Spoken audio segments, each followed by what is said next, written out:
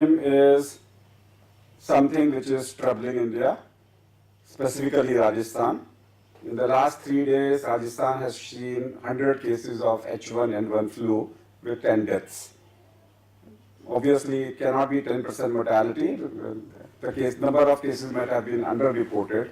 But even then, 10 deaths in a matter of 3 days last week, it makes an alert. So there is an alert in Rajasthan, and yesterday the government of Delhi has put Delhi into an alert, and they say there is a flu alert in the city. And when we talk to Dr. Kailash, who comes from UK, there is a big alert in UK. The strain which is there in Delhi is the Michigan strain of H1N1, and the strain which they are facing is both a mix of H1N1 and H3N2. Let's talk more about the UK strain and what is happening in UK. Kailash. Hi. You see, I think, have a winter crisis because of flu every year. But this year is much worse than, I think, in my practice of 25, 30 years. One reason is that we were not prepared for it. What exactly has happened is, it's an Australian strain, and we normally try and vaccinate almost 70 to 80% of the population vulnerable, particularly people 65 plus and all with chronic diseases. We've been able to vaccinate anything around 60%, so even that is a bit low. And the second thing which has really struck us is this Australian strain. The vaccine, as you all know, is usually manufactured much earlier than you really know what strains are going to be this. This Australian strain is resistant to the vaccine.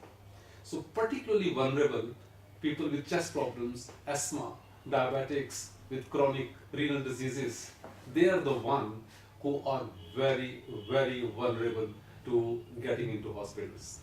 And the hospitals are totally full to the capacity. I think this is a normal rule in England that hospital got to have any time more than 90%. If they are filled, then it's a dangerous. It's what we call a black alert. So that's almost sounding in all over England.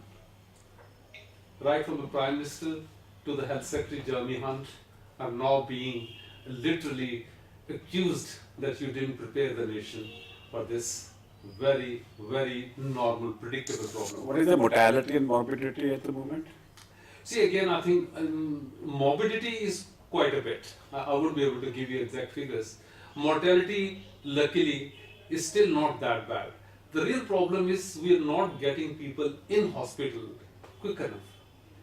There are so-called people on the trolleys, ambulance waiting time in A&E, which normally we used to say it's 4 hours. We got to see you and admit you or discharge you. We're not meeting that. Almost 90% of the hospitals are failing to meet that.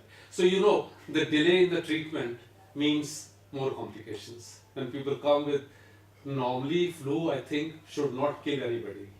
Flu only kills when you have other complications. For example, secondary infection. If you have a pneumonia, elderly, vulnerable people, they'll die. We had few deaths in England, but luckily, still things are not that bad. So we know that in India the alert is that cough and cold, no fever, no flu. There has to be a fever and no breathlessness. Don't worry about it because breathlessness is the first sign of that complications are developing. Breathlessness is a fall of SaO2, and early initiation of antivirals can save, and antivirals are required in all hospitalized patients and in all high-risk patients. Then how does this how many of them are H1N1, how many of them are H3N2? Dr. Saab, I won't be able to give you that figure. But we talked about antiviral. I think Tamiflu is one. Perhaps we're choosing it. But the results are, again, not something certain. As a matter of fact, not this year, year before, in England, we actually purchased Tamiflu to the value of 600 million. And by and large, Tamiflu didn't work, and people had more side effects. So I think I would go back to the basic fundamental thing, what we should be doing.